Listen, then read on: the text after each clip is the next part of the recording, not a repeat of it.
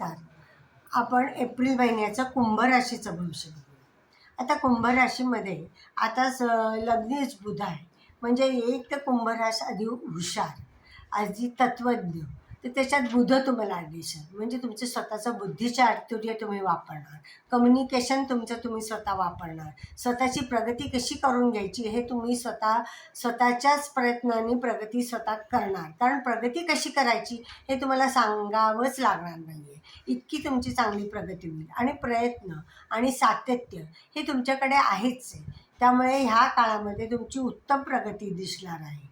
फक्त घरामध्ये काही थोडंसं संघर्ष तुम्हाला जाणवणार आहे, पण हा संघर्ष हा तात्पुरता राहणार आहे.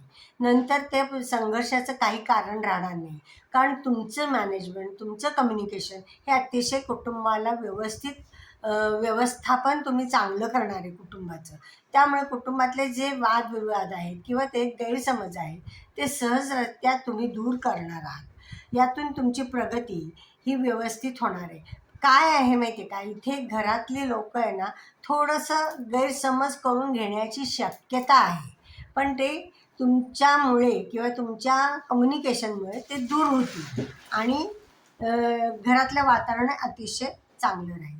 शेजार-पाजारचे, नातलगांचे जे संबंध तुमचे खराब होते ते अतिशय आता चांगले होणार आहेत, सुधारणार आहेत. स्वतःची प्रगती चांगली होणार. छोटे छोटे प्रवास होतील, पण त्याच्यातनं फायदे होतील. व्यापार व्यवसायामध्ये तुम्हाला त्यातनं काहीतरी नवीन मार्ग दिसतील आणि त्यातनं तुमची स्वतःची प्रगती करण्यासाठी तुम्हाला काही नवीन संधी समोर येतील आणि त्यातनं तुम्हाला आर्थिक लाभ हा निश्चित मिळेल. संततीची प्रगती होईल. त्यांची प्रगती होताना तुम्हाला आनंद तर मिळणारच आहे, पण त्यातनं तुम्हाला काही लाभही मिळतील.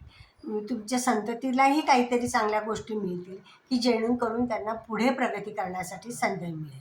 शिवाय भाग्यवृद्धीसाठी हा काळ अनुकूलच आहे. भाग्यवृद्धीसाठी जे जे काही म्हणून तुम्ही प्रयत्न केले त्याच्यामध्ये यश येणार आहे. तुमची स्वतःची प्रगती तर आहेच आहे, पण भाग्यवृद्धीसाठी किंवा तुमच्या स्वतःच्या प्रयत्नांनी तिथे यश येणार आहे. आणि मुख्य म्हणजे प्रवास होतील. आध्यात्मिक तर होतीलच होतील, पण मनोरंजनासाठी, आनंदासाठी जे प्रवास करणार आहे त्याच्यातलं सुख, समाधान आणि आनंद हे दोन्ही तुम्हाला मिळणार आहे.